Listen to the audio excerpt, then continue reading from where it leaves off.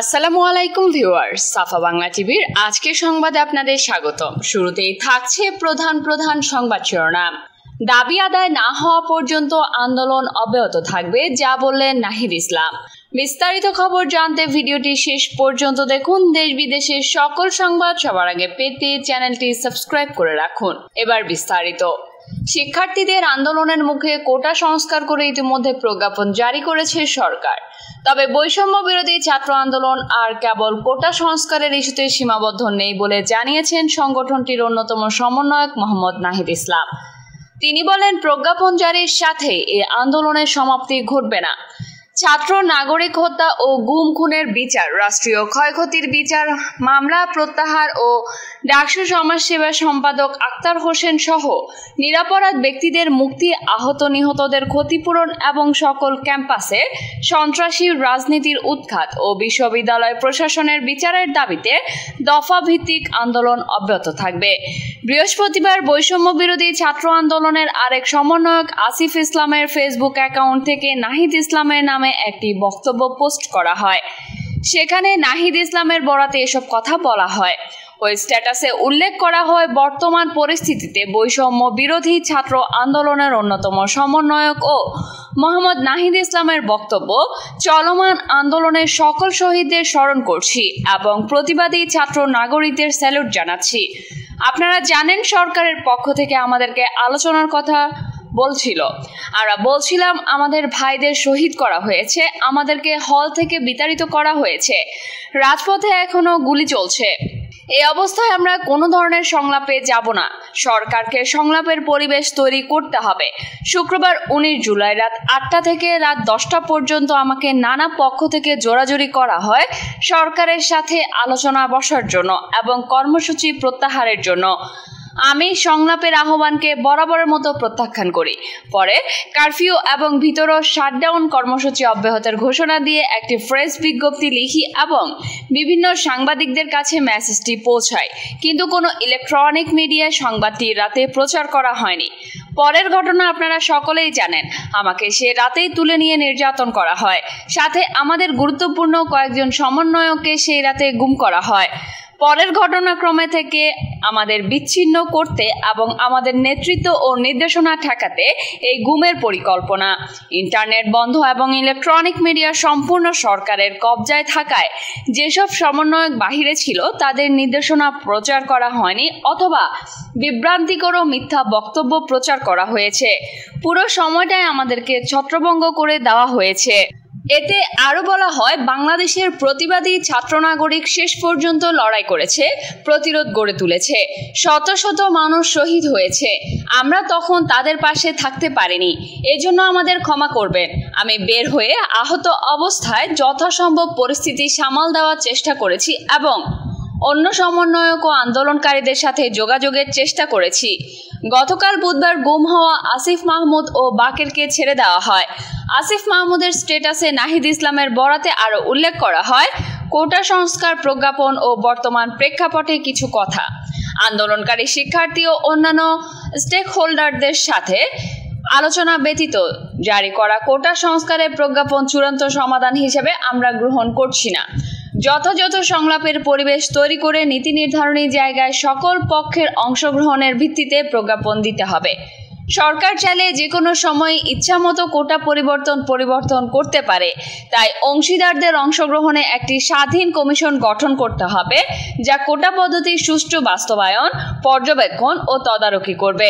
কোটার যে কোনো পরিবর্তন এই কমিশনের সুপারিশ সাপেক্ষে হতে হবে এবং আমাদের এক দফায় সংসদে আইন পাশের বিষয়টি এখনো বাস্তবায়িত হয়নি। তাই কোটা সমস্যার এখনো চূড়ান্ত সমাধান হয়নি। 2018 সালেও আন্দোলনের চাপে পরিপত্র জারি করা হয়েছিল, 6 বছরে সেটা বাতিল করা হয়। আমরা এই পরিপত্র বা প্রজ্ঞাপনের খেলায় আর বিশ্বাস করি না। দ্বিতীয়ত, বৈষম্য বিরোধী ছাত্র আন্দোলন আর কেবল কোটা সংস্কারের ইস্যুতে সীমাবদ্ধ নেই। তাই প্রজ্ঞাপন জারির সাথেই এই আন্দোলনের সমাপ্তি ঘটবে না। ছাত্র নাগরিক হত্যা ও গুম খুনের বিচার, রাষ্ট্রীয় ক্ষয়ক্ষতির বিচার, মামলা প্রত্যাহার ও ডাকসু সমাজসেবা সম্পাদক আক্তার হোসেন সহ নিরপরাধ ব্যক্তিদের মুক্তি, আহত নিহতদের ক্ষতিপূরণ এবং সকল ক্যাম্পাসে সন্ত্রাসী রাজনীতির উৎখাত ও বিশ্ববিদ্যালয় প্রশাসনের বিচারের দাবিতে দফাভিত্তিক আন্দোলন অব্যাহত থাকবে। শান্তিপূর্ণ আন্দোলনে ছাত্রলীগ, যুবলীগ ও আইনশৃঙ্খলা বাহিনী হামলা নিপীড়ন চালিয়ে রক্তাক্ত পরিস্থিতি তৈরি করেছে। রাষ্ট্রযন্ত্রের সকল শক্তিকে ব্যবহার করে সরকার আন্দোলন দমনের চেষ্টা করছে। ফলে বাংলাদেশে গণহত্যা পরিস্থিতি তৈরি হয়েছে। বাংলাদেশের নাগরিকদের মানবাধিকার চরমভাবে বিপর্যস্ত হয়েছে সরকারের দমন পীড়ন নীতির কারণে। এই অরাজক পরিস্থিতি তৈরি হয়েছে, তাই এর দায় সম্পূর্ণভাবে সরকারকেই নিতে হবে। সরকার এখন এসব দমন পীড়ন ও হত্যাকে আড়াল করছে এবং মিডিয়াকে ব্যবহার করে কেবল নাশকতার ঘটনা প্রচার করছে, যার সাথে আন্দোলনকারীদের কোনো সম্পর্ক নেই, এবং পুরো ঘটনাকে সরকার বনাম বিরোধী দলের সংঘাত হিসেবে প্রচার করা হচ্ছে। কিন্তু বাস্তবতা হচ্ছে এই আন্দোলন ছিল সাধারণ শিক্ষার্থীদের আন্দোলন এবং পরবর্তীতে শিক্ষার্থীদের পাশে অভিভাবক সহ সর্বস্তরের নাগরিকের রাজপথে নেমে এসেছিল। ছাত্র নাগরিকরাই সর্বত্র স্বতঃস্ফূর্তভাবে প্রতিরোধ গড়ে তুলেছে। যোগাযোগ বিচ্ছিন্নতার কারণে 8 দফা ও 9 দফা নিয়ে বিভ্রান্তি তৈরি করা হয়েছে। 8 দফা ও 9 দফার সাথে কোনো নীতিগত বিরোধ নেই। মূল বক্তব্য একই, যোগাযোগ ব্যবস্থা ঠিক হলে সকলের সাথে আলোচনা করে আমরা চূড়ান্ত বক্তব্য ও কর্মপরিকল্পনা সকলের সামনে পেশ করব। এখন আমাদের জরুরি 4টি দাবি হলো: ইন্টারনেট খুলে দেওয়া, আইনশৃঙ্খলা বাহিনী প্রত্যাহার করে সকল ক্যাম্পাসের হল খুলে দেওয়া, কারফিউ প্রত্যাহার করা এবং সমন্বয়কদের নিরাপত্তা নিশ্চিত করা।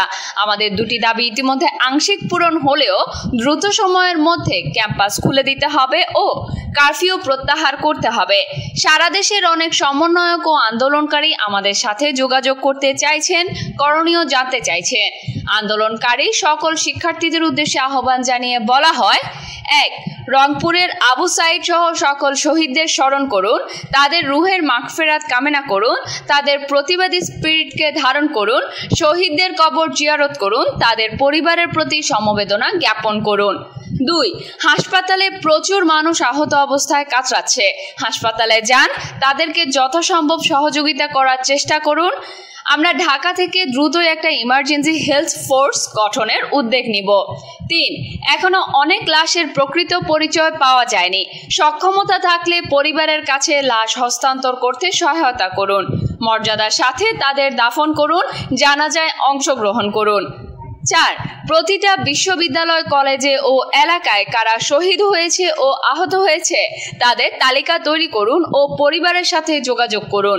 আমরা পরবর্তীতে সমন্বয় করব। 5. যে সকল সন্ত্রাসী ও আইনশৃঙ্খলা বাহিনীর সদস্য হত্যা ও হামলায় সরাসরি জড়িত ছিল তাদের চিহ্নিত করে রাখুন। 6. যারা যে স্থানে আন্দোলন করেছেন নতুন করে সংগঠিত করুন। সকলে নিরাপদে থাকুন, চিকিৎসা নিন এবং গ্রেফতার এড়ান। ফেসবুকে ক্ষোভ না ছেড়ে মাঠের প্রস্তুতি নিন। ইন্টারনেট নির্ভর না হয়ে বিকল্প কিছু পরিকল্পনা করুন, ভাবুন। আমরা কেন্দ্রীয়ভাবে সকলের সাথে যোগাযোগ করব। 7. শিক্ষার্থীরা যার যার ক্যাম্পাস ও হল খোলার জন্য বিশ্ববিদ্যালয় প্রশাসনকে চাপ দিন। শিক্ষকদের সাথে যোগাযোগ করুন। 8. যে সকল শিক্ষার্থী ভাই ও বোনেরা প্রবাসে আছেন আন্তর্জাতিকভাবে ক্র্যাকডাউন ও হত্যা নিপীড়ন প্রচার বন্ধ করুন। 8. যে সকল শিক্ষার্থী ভাই ও বোনেরা প্রবাসে আছেন আন্তর্জাতিকভাবে এই ক্র্যাকডাউন ও হত্যা নিপীড়ন প্রচার করুন। বাংলাদেশের আন্দোলনরত ছাত্র নাগরিকদের জন্য সহযোগিতার হাত বাড়ান। সকলকে ধৈর্য ধরার ও মনোবল শক্ত রাখার আহ্বান জানিয়ে তিনি বলেন, আমাকে যখন ধরে নিয়ে গিয়েছিল একটা জিনিসই ভাবছিলাম, রাজপথে এখনো মানুষ লড়ছে। যত নির্যাতনই করুক আমাকে সরকার মেরে ফেলতে পারবে না। দাবি আদায় না হওয়া পর্যন্ত এই আন্দোলন অব্যাহত থাকবে। শহীদের রক্ত বৃথা যাবে না। বাংলাদেশে ছাত্রদের কখনোই দমন করা যায়নি, এবারও যাবে না।